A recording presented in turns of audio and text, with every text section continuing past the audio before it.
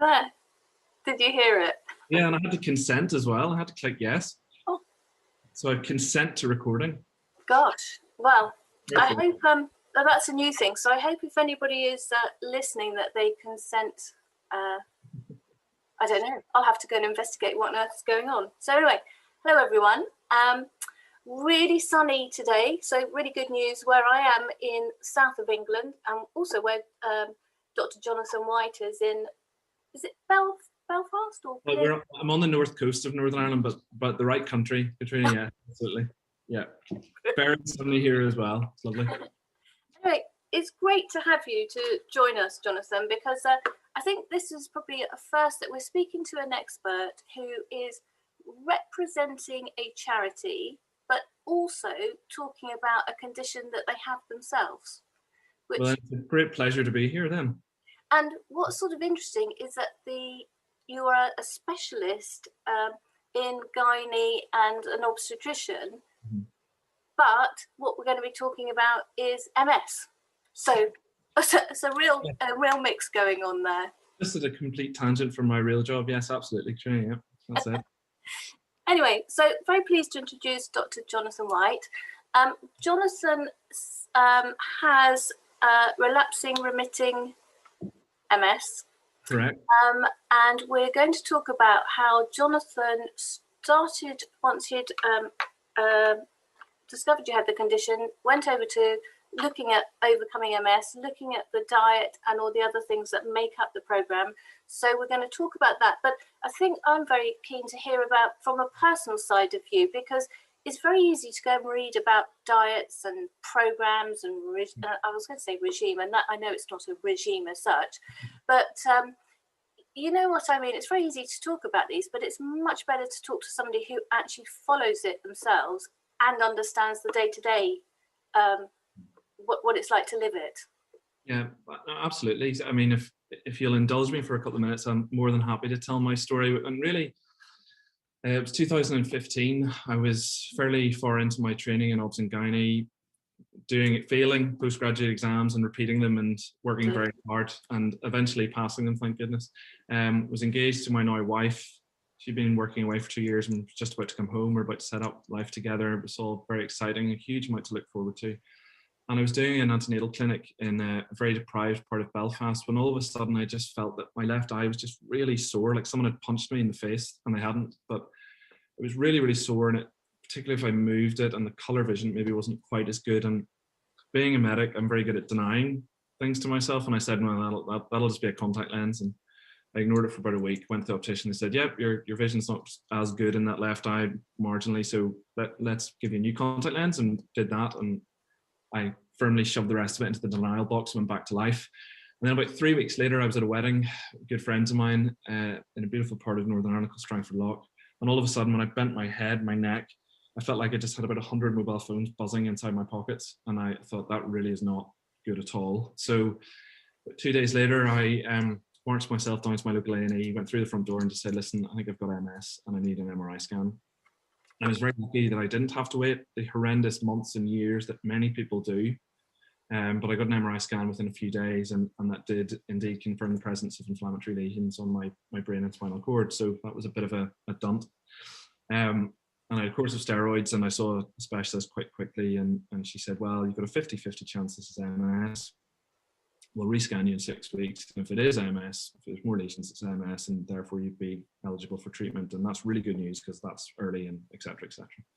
So I sort of went off the next 6 weeks, and obviously that was an extremely dark, worrying, anxious, frightening time for myself and Jenny, my wife. And I then went back into the electromagnetic coffin 6 weeks later and had my MRI scan done again. And I was called into the consultant's office on Friday morning, 1st of October, 2015. She'd forgotten that we were coming, sat down, said, why are you here again? And I said, for the results of my MRI scan. I said, oh, and she said, oh yes. And she pulled up the scan on the screen and said, yes, there are 2 more lesions on that scan.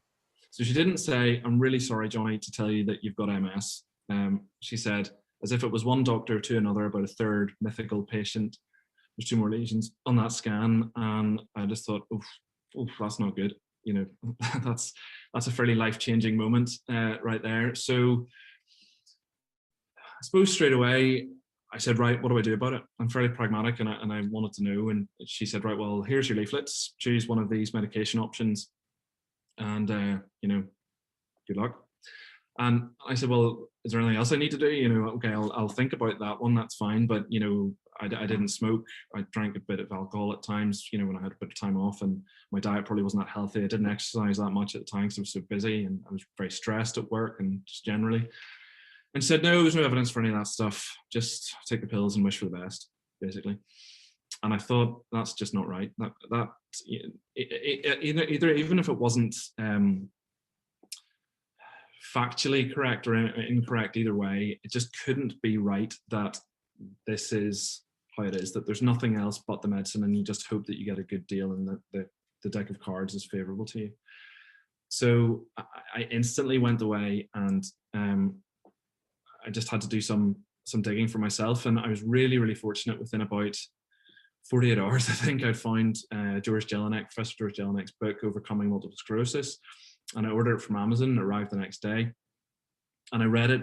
I almost inhaled it over the space of about, I think, probably 48, 72 hours. I just demolished this book. And it's a big, as you might know, Katrina, it's a big textbook. There's a lot of stuff in there. There's a lot of medical references. It's not exactly bedtime reading, but what it said in there made absolute sense to me. As a doctor, I really appreciated there were the references, there were the papers, there was the science behind it. But as somebody now living with MS, I just knew that this had got to be the right way to go. There got to be more to this than just taking an infusion or a tablet.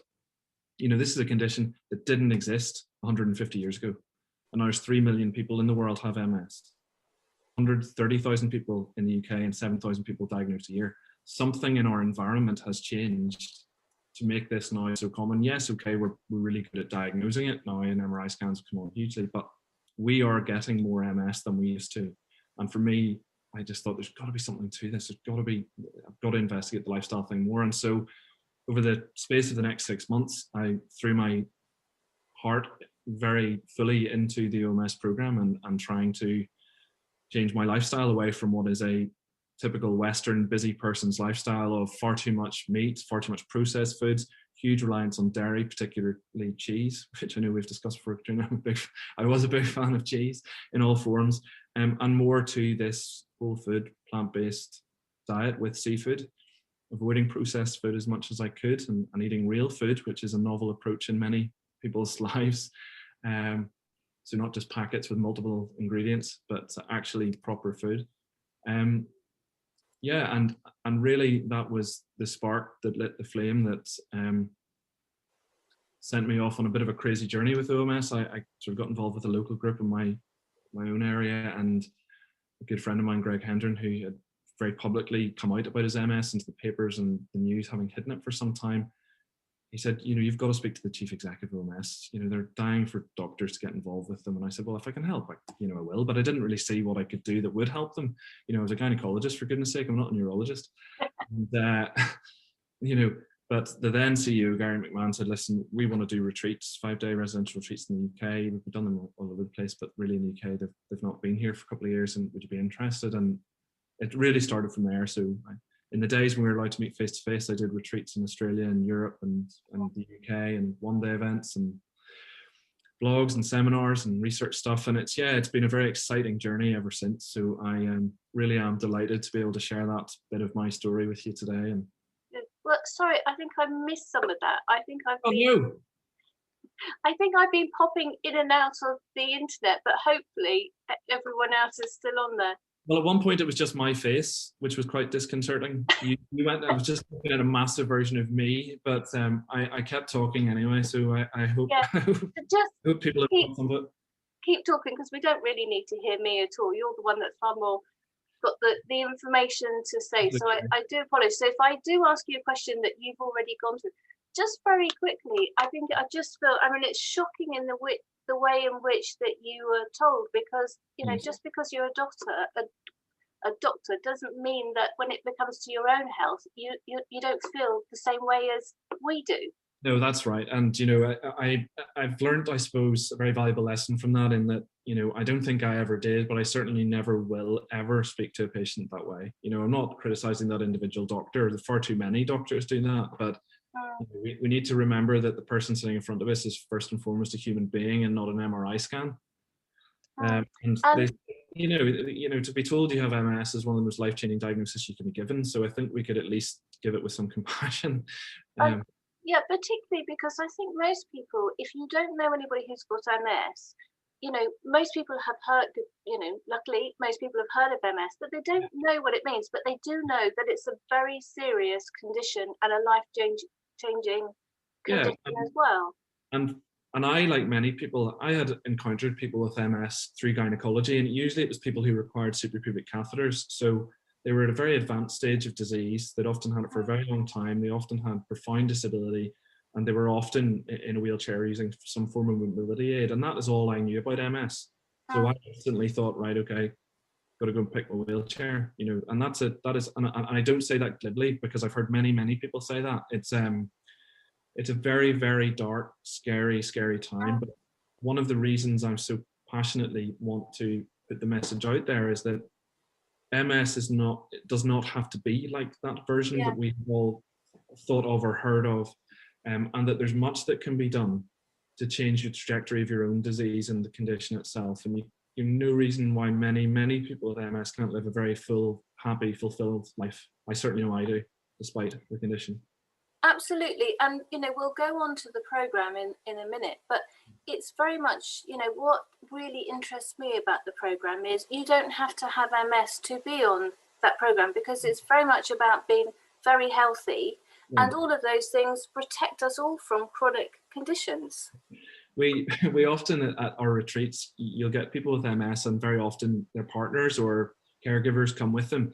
And I remember a retreat in Australia, particularly burly Australians said, so can I, and I won't do an Australian accent, but said, can I still drink coffee, and can I still take alcohol? And I said yes and yes. And he said, great, I'm sold, I'll do anything else. And that's a lovely thing. But you're absolutely right that, essentially what we're advocating here is a very healthy form of living. So we're talking about eating real food, plant-based generally, which often equates to veganism, but we also say there's additional benefits to seafood, and I personally love seafood. So it's eating well, it's avoiding dairy, it's getting enough sunlight and vitamin D, which is massively important. 80% of us in the UK at various points of the year will be deficient in the vitamin, and that impacts on our health in a whole pile of ways, not just our bones. It's managing stress, it's stress reduction, it's exercising appropriately, and it's looking after your family members. Well, you don't need the word MS or the letters MS to make that sound like that's something we should be involved in. You're absolutely right. The partners that come along and start to live that way to support the people they care about, then they in turn get the benefits of hopefully primary prevention for things like heart attacks, strokes, cancers, high blood pressure, diabetes, many, many things that cause morbidity and mortality in the Western world. So absolutely, it's there's the way that I see it personally is there's no downside. I had to give up meat and cheese, but I can tell you now that wasn't that difficult, and if I can do it, anybody could, because my goodness, I used to love it. And most of the, we've now done a number of webinars where it's around plant-based. We had Dr. Gemma Newman on a couple of months ago, and I think it's really taken off. That sounds like an old-fashioned expression, but I think people are really understanding the whole, the reasons behind it. Your health foremost, but very close to that is also, the effect on the planet where we're living and the concerns that we have. So did I miss how, first of all, I don't know if you want to quickly talk about the charity as it is and how it's evolved. Sure. So I didn't actually touch on that bit. So you didn't miss anything there, Shreya. Okay. So Overcoming MS has been a registered charity since 2012. It's registered in the United Kingdom and Australia, New Zealand, and the United States of America. It's based upon the primary research by Professor George Jelinek, who was an emergency medicine professor in Melbourne, well, Perth originally, but now Melbourne in Australia, who was diagnosed in 1999 with relapsing remitting MS at a time when there was not very many medical treatments and there was absolutely almost zero research actively going on in lifestyle. And he, on a much greater scale than me, decided that had to be different, and did a lot of the work, the hard graft works before Google, when you actually had to go to libraries, and put together essentially about 1,000 references from many peer-reviewed journals to give us the OMS program as it stands today, and is published in the book, which I know you are very kindly giving away at the minute, and you can also get from our website. So yeah, the charity came into being in 2012, and we like to market ourselves as the world's leading healthy lifestyle MS charity. So we are essentially focused very, very strongly on lifestyle modification when you're diagnosed with multiple sclerosis, whether that be in the very early stages or whether you've had MS for quite some time. We believe the evidence is there to say that the OMS program can have a very positive impact on your physical and mental and overall quality of life, mental health, and in many, many ways, in terms of reduced relapse rates, reduced fatigue, reduced depression scores, and hopefully giving you a pretty good chance of lifelong good health and living well with a chronic health condition, which often has a very negative downward trajectory. So the charity really is going through a lot of change at the minute.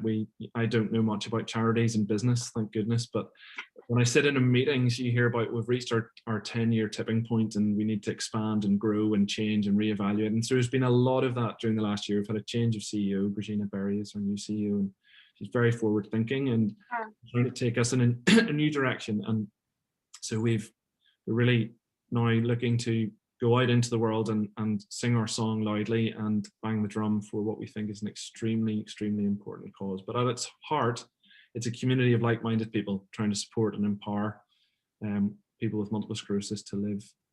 And I have to say that having met her, I thought she was a breath of fresh air when you meet her, and and also you've got a new website which is looking really great. We do. It's all shiny with lots of new stuff on it. So one of the things we've really reinvented is our OMS circles. So OMS circles is essentially it's almost like coffee groups or whatever. They sometimes meet in pubs, they sometimes meet in cafes, they sometimes meet in people's homes when COVID allows.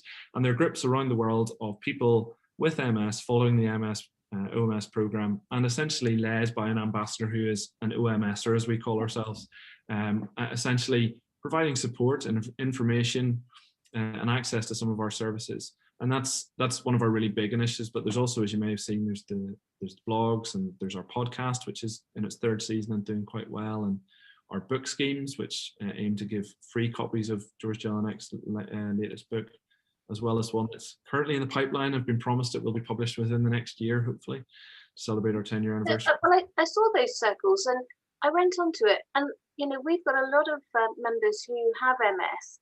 And it's very clear to me that it's really important that they meet up, or whether physically or whatever, that they can talk to each other, so that you can really understand what someone else is going. It's that usual expression, which is almost tired out, but you're not alone, is so common.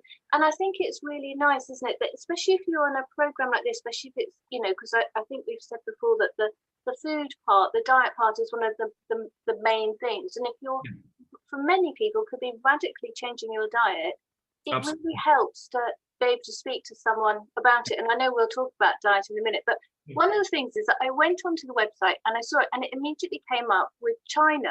Now, I don't know if it by default it comes up with China, and I was suddenly thinking I wouldn't want anyone to feel that you have to go to China to meet anyone. Absolutely not. Absolutely not. I think there are 90 plus circles around the world, and as far as I know, there are not many of them in China. I think that might be a default setting on the map rather than anything else. No, but they're certainly in Europe, Ireland, the UK, US, Canada, Australia, New Zealand. There are lots and lots of circles. I couldn't say there's one in your local area just yet, but if you'd like to start one, get in touch with us. It's as simple as that. It's entirely driven by the community itself to serve the community. So yeah, it's an absolute force for good. Anytime I engage with OMSers in the community, you always learn something. It'll always be, have you tried this new recipe for this? Have you heard that somewhere sells this?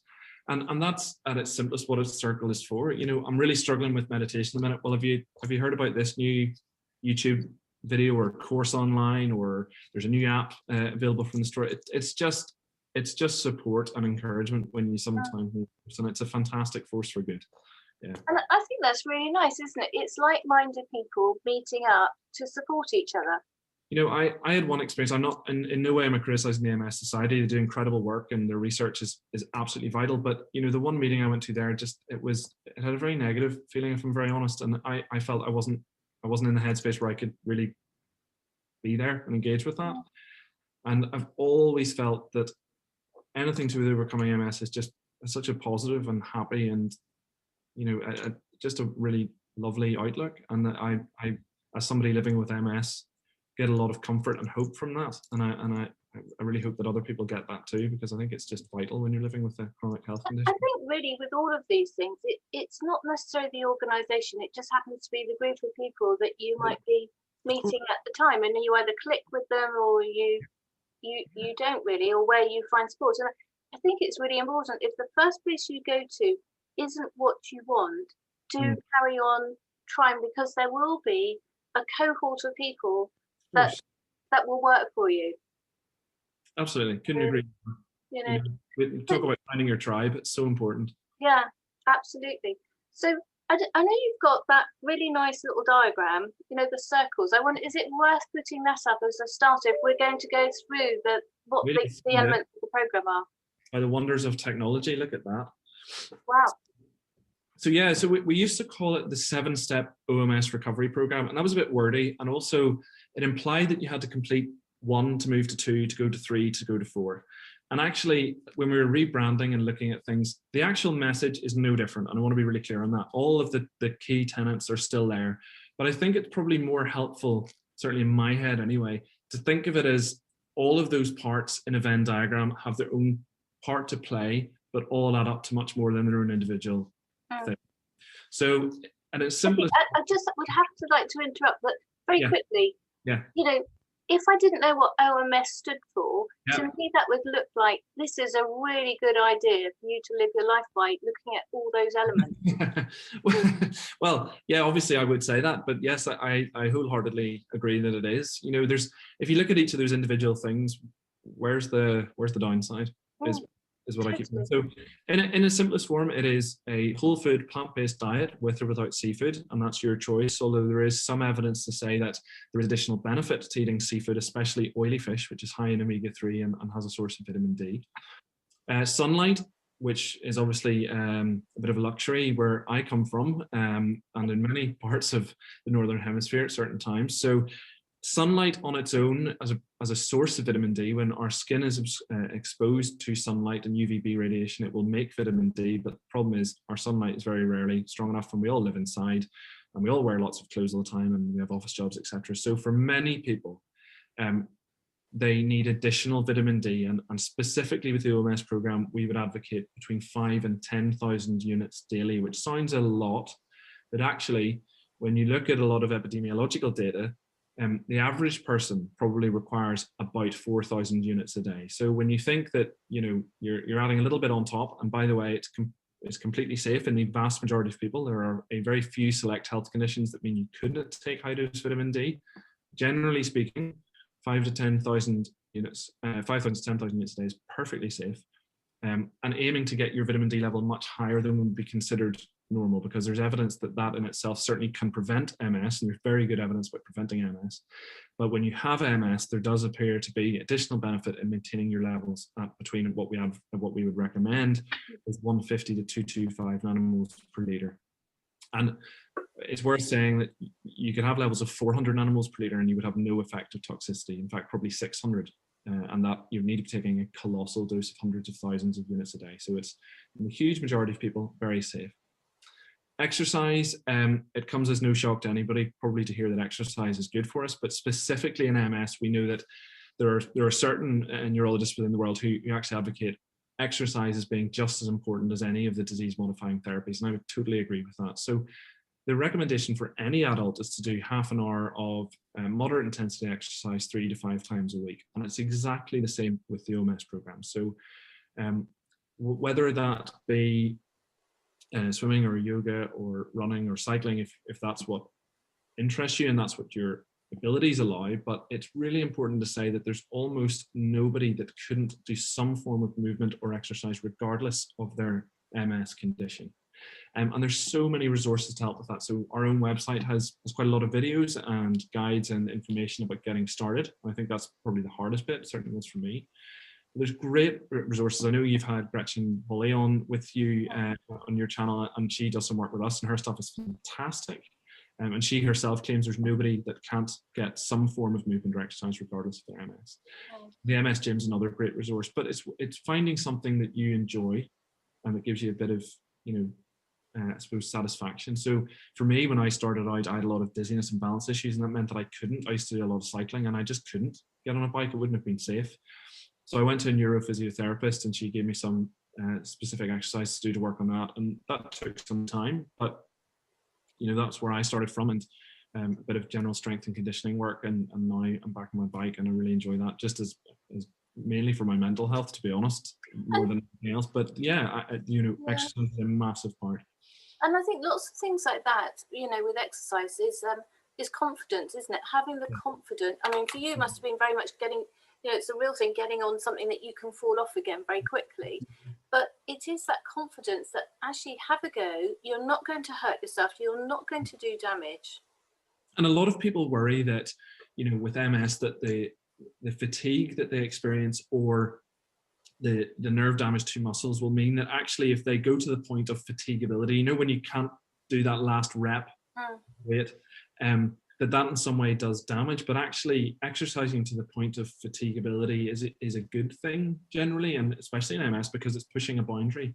Now, of course, we all have to be mindful of the fact that if somebody exercises and then they are absolutely busted and completely fatigued for the rest of the day, well then of course you need to manage that and build up slowly and take it at your own pace. But absolutely, there is no reason why you can't still push yourself living with MS. I know that I'm fitter than I was 5.5 years ago, without doubt. Yeah. Good. So it's massively important. Meditation, I think we can all accept with the last 16 months that stress is unfortunately inevitable and unavoidable, and we can't ever get rid of stress. But I think what we all could benefit from is learning how to deal with our stress better. And for me, that was probably the hardest bit of this. I know everybody says, oh, diet is, that's the hard thing. How do you give up meat and cheese? Well, that's pretty easy, actually, to be honest. Learning how to sit with your thoughts for half an hour a day and meditate and engage in stress reduction practices and exercises, building self-compassion and kindness towards other people, that did not come, I can tell you, it did not come easily for me as a Western trained doctor who used to live life in the fast lane and was prided himself on being very busy all the time. Actually sitting and experiencing stillness and calm and peace was not something I really was comfortable with at all at the start. But that is genuinely and has been extremely important in the last year, has been just a huge thing for me. And I think lots of us have learned this over the last 12 months or so. It's about the buzzwords is being kind to yourself, isn't it? And Absolutely. it is being kind to yourself, to give yourself a break and to be that mindfulness. Absolutely.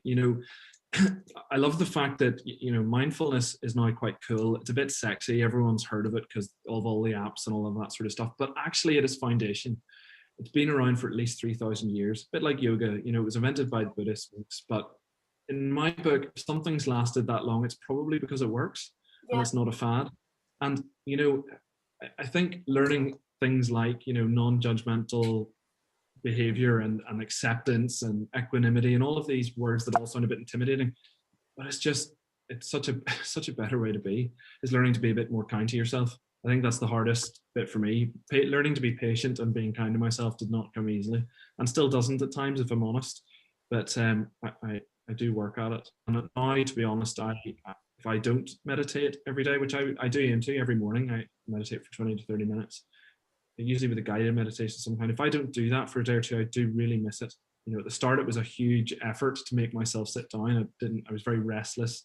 I didn't enjoy it. I wanted to look at my phone and scroll mindlessly through Facebook, because we're all addicted to those sorts of things.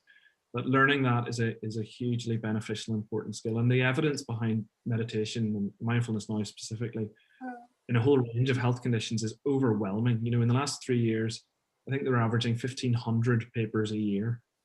Wow. And and name the health field. Neurology and MS, really good evidence base. But even in my own field of gynecology and recurrent pregnancy loss, there's now evidence base for mindfulness. So it is, there's no downside to learning to deal with stress better. That would be mine. Absolutely. Funny enough, we have a webinar next month with a mindfulness coach, specifically around dealing with chronic pain, which I think that's really centering on how you can help yourself. Yeah. But interesting that you said that you miss it if you don't do it. What is it that you actually miss from if you don't do it? I think it's a really nice way to start it. For me, if I did it last thing at night, I'd fall asleep. So it was no good for me to do that. There are people who use meditation to fall asleep, but it's slightly different purpose. So for me, if I do it first thing in the morning, that really gives me a sense of I'm a bit grounded. I'm starting the day with the right intentions, what I want to get out of it and what I'm hoping for. And just a sort of a bit chilled, a bit more relaxed, accepting, whatever's coming, I can deal with that. That's okay. Don't have to engage with these things. I can just accept it, let them wash by, and it sounds a bit airy-fairy and a bit out there. And for those who are skeptics, I love Dan Harris, who is a former newscaster on ABC in America, who famously had a panic attack in front of tens of millions of people due to his own PTSD of being a war correspondent and his substance misuse and things. And he has started up an organization called 10% Happier. And he is one of the most ardent skeptics of meditation you could ever hope to meet. But his take was very much like my own. He says, I hate these words like loving kindness. So for him it was, I can't think of loving kindness being nice to people I don't like. It's trying to be, I don't want to be as much of a DICK as I used to be. Things like that. And that really speaks to me, and you make it a bit more funny and entertaining. But at its simplest form, it really is, it's learning to just accept thoughts and feelings as they come and go and try not to engage and get washed away by them. I think that's a good thing, especially when you're coping with the pandemic. And then moving on to medication, which I think is a fascinating one to actually mention, to be honest. Yeah, and I'm really glad to have the opportunity with an OMS hat on to talk about medication. I think that traditionally some people have thought that you follow OMS because that's an alternative complementary therapy, and if you do that, well, then you don't bother with medication, and the two are complete polar opposites. Well, that really has never been true, and it certainly is not true now. I personally take a disease-modifying therapy, and I also passionately follow the OMS program, and I don't see any conflict of interest. It's us and them, not us versus them. The landscape of DMDs, disease-modifying drugs in MS, has changed absolutely enormously in the last 15 to 20 years. When George Jelinek was diagnosed, there were really two injectable drugs available. Neither were particularly effective. One of them had horrific side effects that made you feel like you had the flu for 3 days in a week, at least, every week, and didn't really have any long-term data to support its use in preventing disability progression. So George, felt, and I can understand why, that really we should be going and offering an other direction at some point here to say, let's focus on our lifestyle. That was not to say don't take the drugs, but just that they weren't the be all and end all. Since then, things have changed massively. The evidence base has evolved hugely. The more modern medications are much more effective. They have much better data on their long-term safety, on their relapse rate reduction, on disability progression rates. And now we have treatments that are available for progressive MS, both primary and secondary progressive, which was unheard of even 2 years ago. So the landscape, even since I was diagnosed, has changed hugely. And that's really reassuring because the research base in MS is phenomenal. COVID notwithstanding, absolutely phenomenal pace. And there's much reason to be hopeful and positive on that regard. And I think, we do quite a lot of research on behalf of pharmaceutical companies to find out how people are and am aware of those drugs.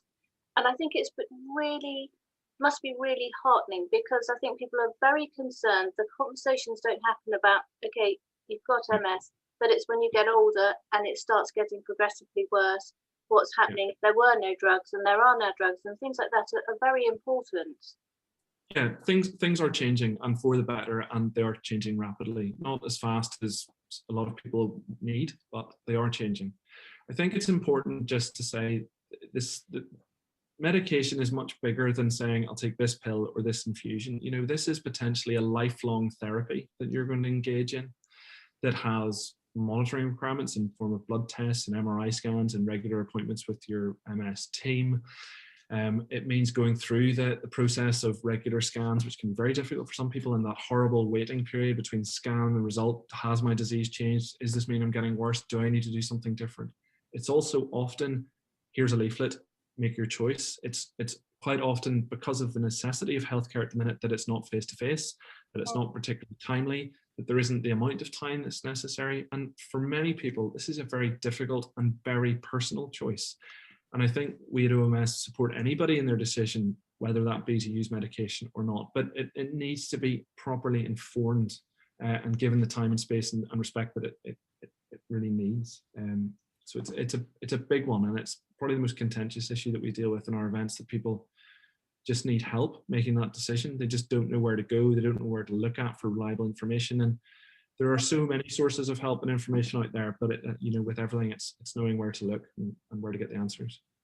And I'm sure having your circles brings a lot of comfort for people, where they can talk about what worked for them. And I think people then realise, well, I understand why that works for that person, but it actually wouldn't work for me because my lifestyle is completely different. Correct. Yeah.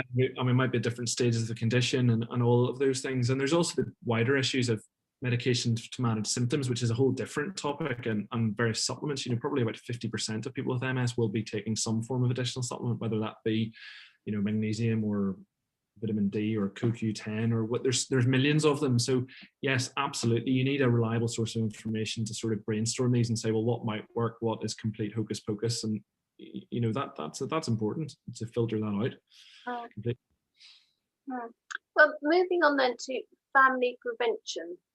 Yeah, and this is a really, you know, obviously the first 5 things that we've talked about are the sort of day-to-day things that people need to do. You know, if you don't have children or family members that you're concerned about, then of course that doesn't apply to you. But for many people, this is possibly the most emotive and most important bit of it. You know, that by virtue of me having MS, I have increased the risk of my 2 sons having MS exponentially, you know, by virtue of my genes. And it's not truly a genetic disease. It's important to say that. It's a very potent mix of lifestyle and genes, and probably the vast majority of your risk of developing MS is defined by your lifestyle. It's estimated 75% is lifestyle, 25% is genes. Because there's not one, there's not one MS gene, there's about 200 MS genes. And it's a sort of a very complex jigsaw of all the pieces of, you know, viruses you're exposed to in early life, your vitamin D level when you're in the womb, whether or not you have a certain code of genes, what's your diet like, how stressed are you, what's your vitamin D level in real life, and all of those sorts of things. So it's a very complicated thing, but it's important to know that there are things that you can do that will massively reduce the risk of your family developing MS. So the big one is vitamin D. So ensuring that your family members have a vitamin D level around 100 nanomoles per litre. So that's the European and UK units that we use. We think there is evidence to suggest would reduce would prevent 75% of MS cases. And that's unbelievable. And the way that most people will achieve that is by taking preventatively, so not having MS, but taking vitamin D at a dose of about 5,000 units a day. As I said before, perfectly safe for the huge majority of people. If you have specific health concerns like sarcoidosis or hyperparathyroidism, then speak to your doctor. But generally speaking, nearly any endocrinology or hormone doctors association will say that doses up to between 4,000 and 5,000 are completely safe anyway. So taking 5,000 units a day, especially during the winter months when you won't make any vitamin D, is the first massively important thing. The other thing that's probably quite important, in fact, I would argue is the most important thing you should ever do, is to not smoke. So cigarette smokers are massively more likely to develop MS, and when they do develop it, it progresses significantly faster, and it's dose dependent. So the more you smoke, the worse it is, and the faster it gets worse. So it's massively important that your children, brothers, sisters, are not smoking. And if they are smoking, lead them to the facts to show that why it's so bad to smoke and potentially have MS, and also for their general health. And there's so many ways of stopping smoking now. It's you know, and for example, in the UK, it's free from your pharmacy to get nicotine replacement therapies. So that's a big one. Additional omega-3. So the omega-3 fatty acids, so if you like, the good fat, healthy, polyunsaturated fat that we are big fans of at OMS is flax oil. So flax oil is from linseed or flaxseed, and cold pressed into delicious buttery oil that we tell all of our OMSers to take at a dose of 20 to 40 mils a day. I personally take it in smoothies and put it in salads and salad dressings and mashed potatoes and these sorts of things. So you can't heat it, it's very fragile, but that is the thing that I'm trying to instill into my two boys at the minute on their crumpets in the morning and into things that they don't realize, because filling your cells with omega-3 fats, so good healthy fats rather than horrible saturated animal fats, is, we think, and scientifically makes sense, a very effective way of preventing MS and also stopping it from developing and getting worse. So that's the other big thing. The evidence about exercise is not great for preventing MS. You probably need to be doing an awful lot of exercise at a high level to prevent MS just through exercise, but obviously exercise is massively important, as is managing stress. I mean, I know that my MS was brought on by particularly stress. I was always going to get MS, but it was brought on at that particular time due to a lot of stress at work in my life. I know it was. It's no coincidence. And we know that relapses are very often happen between 6 and 8 weeks after a major life event. Like, it's been documented for years and years and years. So stress is a massive part of this. And teaching our kids and our loved ones how to cope with stress is so important. So important. And you know, and the things that you're talking about, once again, don't just apply to MS. They apply to so many other chronic conditions. They apply to everybody. You know that. You know, all of these things are important for our families, and you know, I would hope that friends and family of mine who don't have risk of MS would see the benefits of this for their kids. You know, it makes perfect sense to me. And you know, one of the things that was really important for us is when we had 2 young children, it was trying to instill in them a diet that was similar to our own. You know, the diet, the OMS diet, isn't specifically advocated for prevention, although it would do absolutely no harm. There's just no direct evidence about preventing MS because it's harder to study. But you know, eating a whole food plant-based diet as a kid with some additional seafood, it's a brilliant way to start developing your palate, flavors, tastes, and interests. And you know, so our 4-year-old is now obsessed with things like salmon and olives rather than chicken nuggets and pizza. And that's, you know, I don't think that's a bad thing. I think that's a really good thing. And if it helps prevent and develop MS, well then, guilty as charged. I don't know how we've all gone along for so many years not understanding how important it is what fuel we put into our body. It's, you know, I read it recently that, you know, what you put in your mouth 3 times a day is essentially either medicine or poison. And it's your single greatest interaction with your environment is what you eat. And we just don't think about it, mainly because of convenience and busyness and all of those things. We're not eating food, we're eating things out of packets that are made in factories. You know, that's not actually food. And it's not a bit of wonder that our general health is declining and that we see rates of MS massively escalate in places that are westernizing. So for example, in Japan in the 1970s, they started to see an explosion in their MS rates. And a lot of that we think is due to the reduction in the traditional Japanese style of living, you know, with eating much more plant-based and fresh seafood and eating more Western things. And you see it all over the world that it happens. You get these explosions. For example, Iran is an MS hotspot now. And we think, especially in women, and we think that might be due to the very stricter Sharia law that was imposed in the 70s onto females living in Iran. And so their vitamin D levels are much, much lower because they're inside or wearing... they're covered. Yeah, fully covered all day in the sun. So there's huge amounts in our environment that affects our health, and it is, you know, your genes are not your fate. I love the phrase, you know, your genes load the gun, but your lifestyle fires it. You know, so it might be loaded, but you don't have to press the trigger. Would be my take home on that. Totally. And then I think your last one, change your life for life. Yeah, so that's a harder one really to sum up, isn't it, in a nutshell? How do you say to people, just change your life and then do it for the rest of your life? But really what I think, to me, what really speaks about this is you have to get away from thinking that this is some sort of restrictive diet. Because if it becomes a diet where you're not allowed to eat things, I can tell you now you're going to fail, because that's human psychology.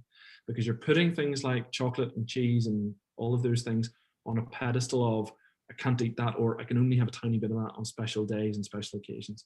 And as that starts to happen, you have a little piece of chocolate, you think, well, that was okay, maybe I could have a little bit more. You start to slide down a very slippery slope. So what I try to do for myself to make this a long-term thing is say, it's not that I can't eat this, I'm choosing not to eat this for my health. And as soon as you do that, and I don't look at this diet as restrictive in any way. I eat far more interestingly and enjoyably and from such a wide range of foods than I ever did before. So it's not restrictive in any way, but it is different. And I never think about changing back. And if I didn't have MS tomorrow, I can hand on heart say I wouldn't eat meat or cheese again because I don't have any interest in it. And I love that.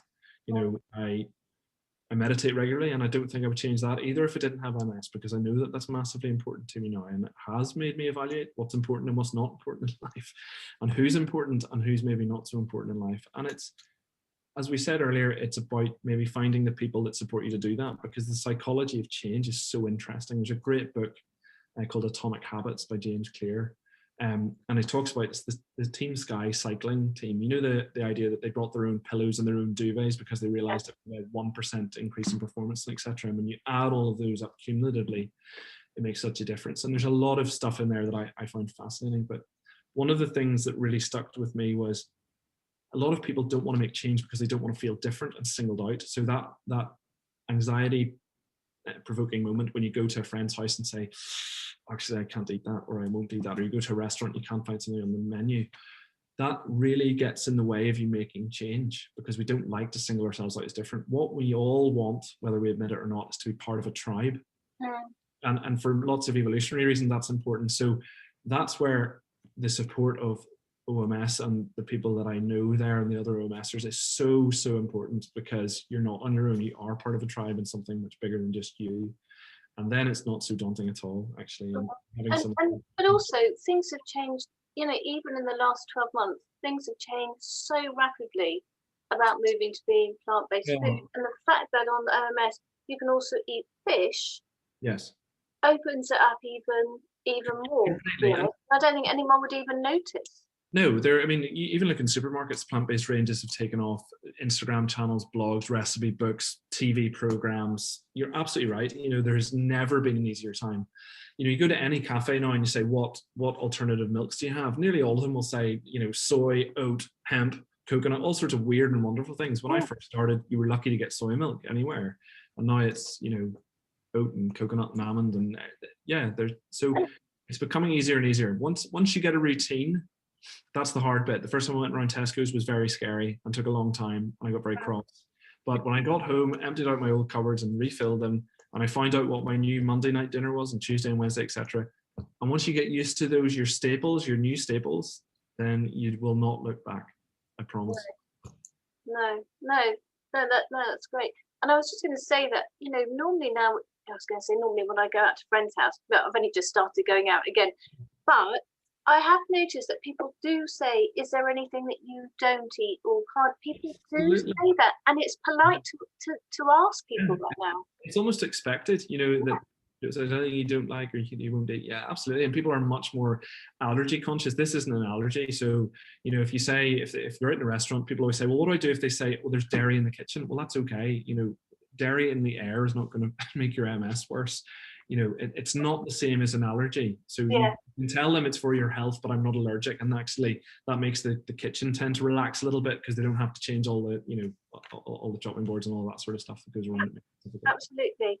So I'm just looking at the time, and we do have a couple of questions. I'm just checking that we've actually gone through everything that we've said. I think we've said quite a lot of things. I don't know if you want to change that slide or get rid of it, or... Well, no. So what's my next thing that I want to talk about is my little parting gift. So we'll maybe do that after the questions, if that's okay. I think. I have followed the OMS program 3 months after my diagnosis in March 2019. Do you have a view on gluten? I have cut right back, but I still love my sourdough. Yeah, absolutely. So I love my sourdough as well. People who make sourdough would tell you that the gluten protein is actually broken down in the fermenting process. So people with celiac disease sometimes find they can eat sourdough. Now, I haven't tested that with celiac people, but so sourdough definitely. Gluten itself, it's really important in MS. There's no evidence to say that gluten itself needs to be excluded from your diet just because you have MS. So if you have an intolerance, an allergy, or celiac disease, completely different story. But for the average person with MS, they don't need to exclude gluten. And in fact, by excluding gluten, you're losing a lot of the nutritional value of the grain, because you have to strip the whole grain to make gluten-free processed food. And of course, there's a magic word in there. It's quite heavily processed to make gluten-free. So unless there are specific issues with gluten, then no, do not avoid gluten just because you have MS. There's no evidence to say that you need to at the moment. And I certainly am a massive fan of pasta and bread. So no, don't avoid gluten if you don't have to.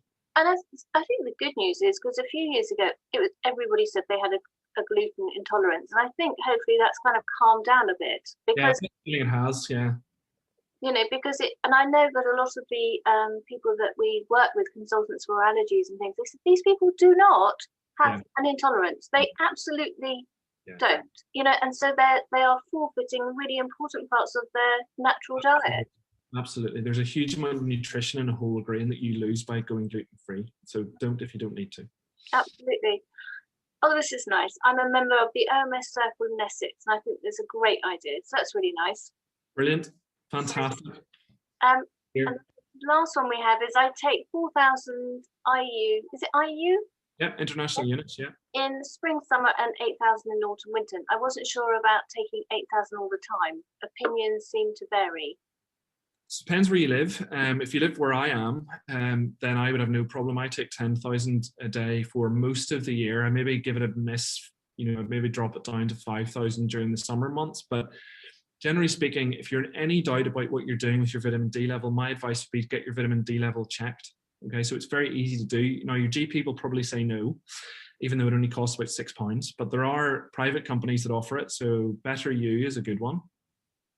.com, just based in Birmingham. The other one is Thriva, THRIVA, and both of them are about £35 to £40, and they'll give you a result by email within about 3 or 4 days. And that's really, really helpful to know where your levels are. So you're aiming for between 150 and 225 nanomoles per litre. Remember that vitamin D is absorbed and is stored in fat. Okay, so it's not like B12 and other vitamins which are in your bloodstream. So it takes a long time for the levels to go up and to go down.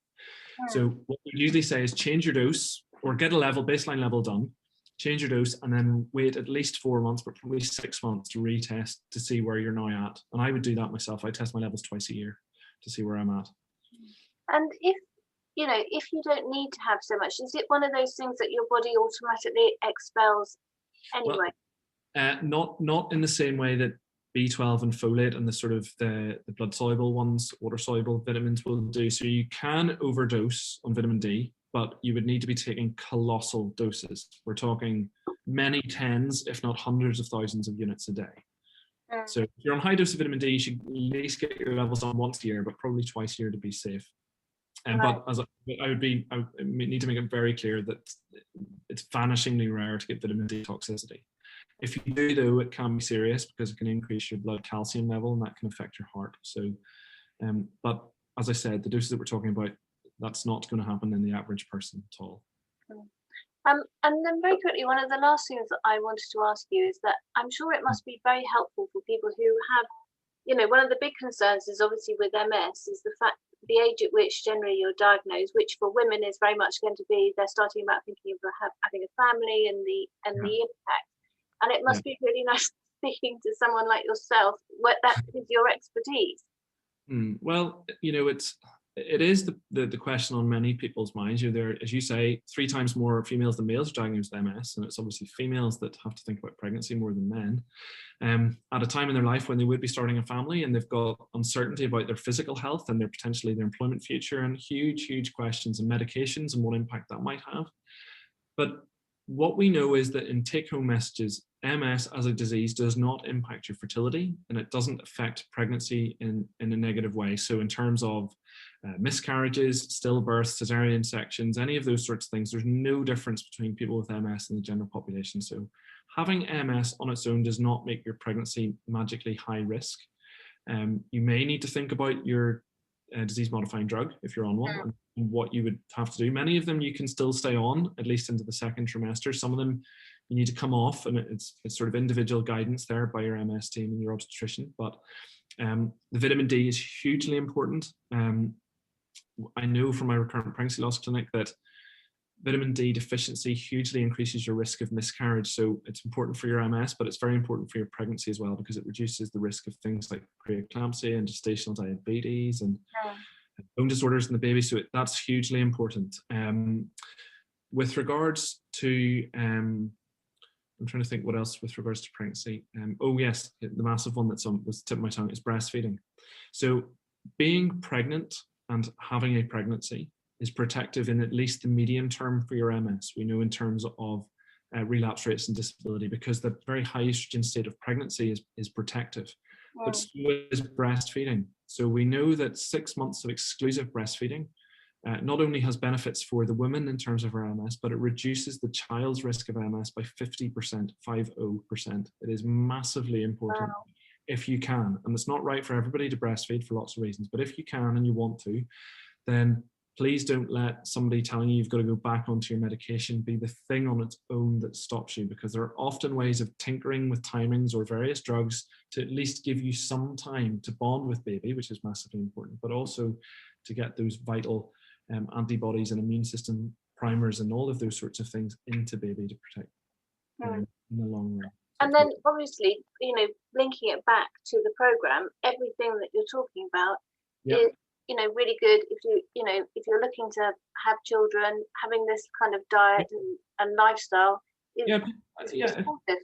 People get a little bit worried about the diet, I think, in pregnancy, and actually, if you look at it, the guidance from the RCOG, the Royal College, is not dissimilar. It's certainly not talking about red meat and processed food. It's talking about lean meat, fish, and actually only 200 extra calories a day in the last month or so of pregnancy. So we're not talking about you need to go back onto dairy and all those sorts of things.